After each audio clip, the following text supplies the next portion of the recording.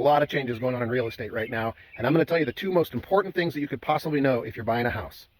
We've pretty much all heard about the NAR settlement. We've heard that buyer's agent commissions are changing, and the one fear that I have right now is that a lot of buyers are going to be opting out of using a buyer's agent, and that is a giant mistake.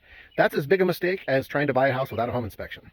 The two most important things you can possibly do when buying a house is find a good ethical realtor that's going to be in your corner, watching out for you, fighting for you when they have to. And I'm telling you, there are a lot of good agents out there. Real estate is really no different than any other sales-related profession. Of course, there are bad realtors, but I get to work with really good ethical realtors every day of my life. And so how do you find a good ethical realtor? That's the big question, right? Do we just take whoever Zillow decides to throw at us? The best advice you're ever going to get is call a home inspector. Home inspectors know who all the good agents are. Those are the agents that really push us to be thorough and watch out for their clients and to be ethical as can be. Every home inspector I know knows exactly who the good realtors are. So if you want a good referral to a good realtor, call a home inspector. Now, from that perspective, please don't go into any sort of purchasing arrangement without having your own agent on your side. Buyer's agents work their asses off, and they do it to watch out for you.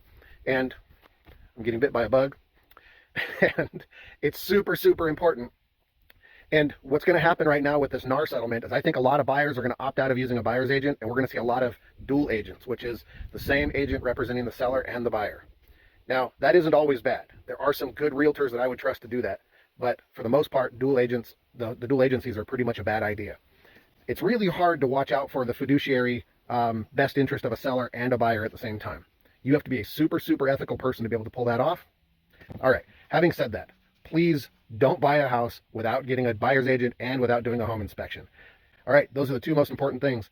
Don't buy a house without paying a buyer's agent. It's important. And don't buy a house without getting a home inspection.